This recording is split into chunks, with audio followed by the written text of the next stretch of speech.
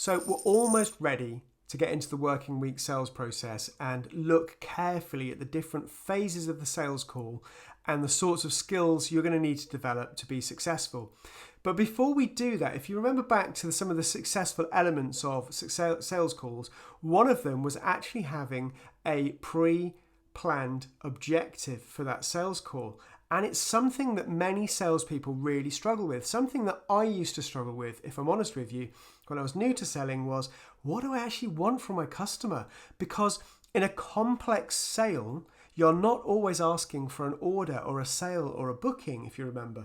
We're often asking for the next stage in a process. And that isn't always obvious. How do you actually assess where you are in the process and what is reasonable to ask that customer in the process? So let's have a look at a couple of concepts. So we're going to look at pre-call planning now.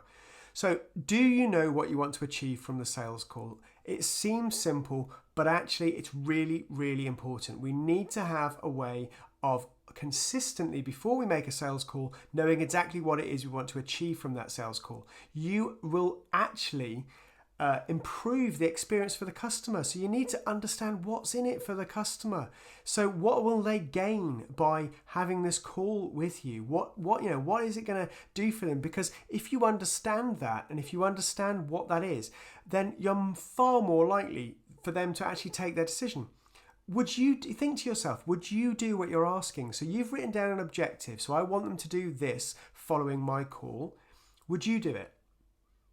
Because if you can't answer yes to that question, if you think to yourself, well, no, actually, if I put myself in their shoes and you ask me this, I wouldn't do it, then you've got no right to ask that question. And you should expect that customer to say no to you. So that's the first thing you need to look at and think about. Are they a genuine lead? So this customer, you're asking them to do something. Are you just asking them because you're hoping they're in a buying mode? We're looking at buying states. They're in a buying state. They're receptive to you. You're hoping they're going to be in this liquid stroke gaseous state and they're going to buy something to you.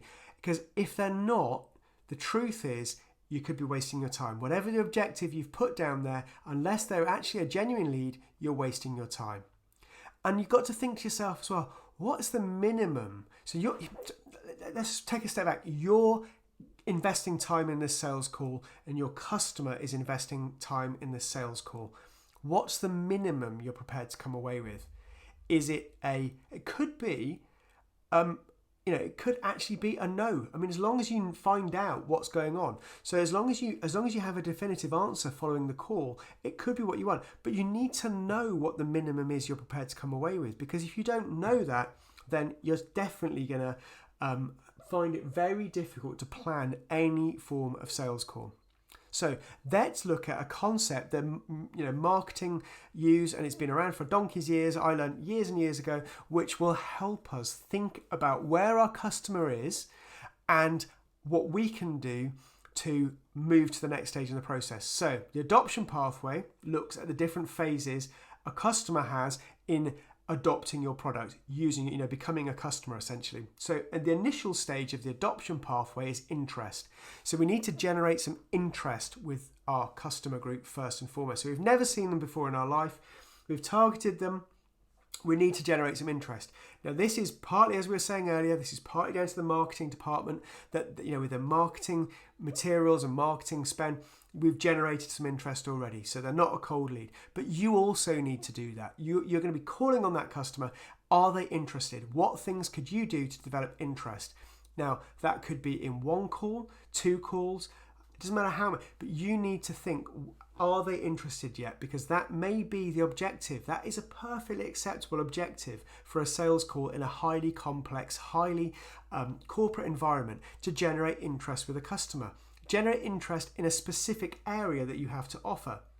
Then you have evaluation. So once you've generated some interest, you want the customer to evaluate the product. You want them to actually think carefully and critically about that. How are you going to do that? Trial. Then you want them to use it on a trial basis. Now, this could be a really simple. So when we talk about trial, we don't always want to have like an official trial, especially in a complex environment. So let's reduce it back to something we might have a bit more of an understanding of. So let's think about the adoption of a really simple product. So I particularly like espresso martinis, the cocktail at the moment. They're really nice.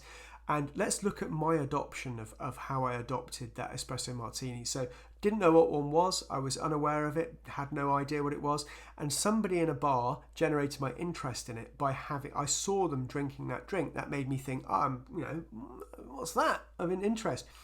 I asked them, I evaluated, what's that drink? And they explained it to me. So I was evaluating in my head. Then I had a trial. What was my trial of that product? My trial was I had a taste. And in actual fact, the bar I was in gave me a sample of that product. I tasted it to see whether I liked it. I was trialing that product. I liked it. So I decided to buy one. I was using it suddenly. So my adoption of that product was very short. I'd gone from not knowing what it was to suddenly I was buying one as actually a paying customer after an evaluating it and a short trial.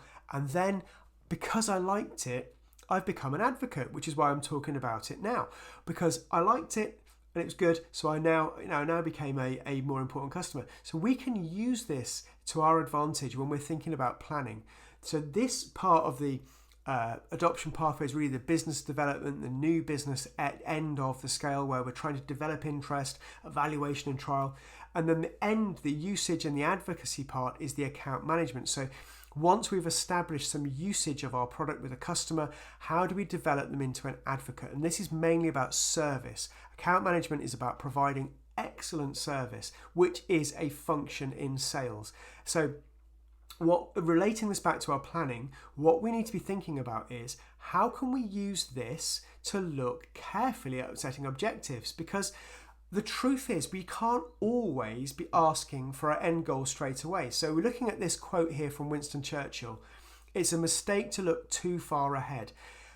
Only one link in the chain of destiny can be handled at a time. So similar thing with a complex sales process. Sometimes there's too many links in that process to suddenly ask somebody to use something straight away. So we have to reduce it into its component parts. So each objective we will have for each sales call is reduced into its component parts. So let's look at what objectives are reasonable at each stage of adoption. What are realistic things? They must be reasonable for that stage of adoption on the adoption pathway.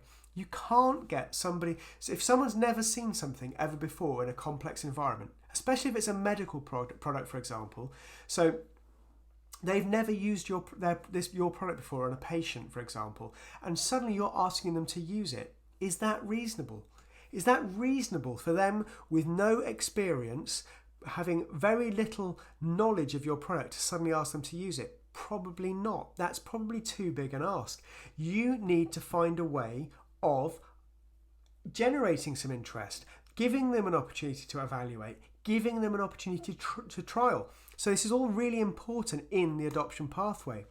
So what actions can you think of for each stage of adoption with your product or service? So whatever it is you're going to be selling, whatever it is you want to sell, I want you to think about what is reasonable at each stage. How would somebody, first and foremost, think about how would somebody adopt your product? What stage, how would you generate interest, evaluation, trial, usage and advocacy? How would you go about doing that?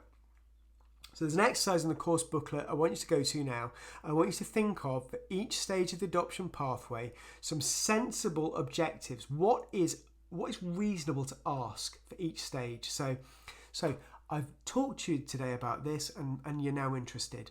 Could I ask you to look at these papers, this evidence I've got here, so the next time when I come and see you, we can discuss the evidence. That is a decent objective. Suddenly we put an objective together which is reasonable for that stage, and we can call that a successful call. We can call that a successful call because if they agree to look at that stuff and we go back and see them the next time, and our next objective is to get them to evaluate that product or to trial that product, then we've been successful because we're moving them along that adoption pathway. So I hope that's clear. I hope that you look at it carefully in the course booklet and think carefully about how you'll apply this to your situation.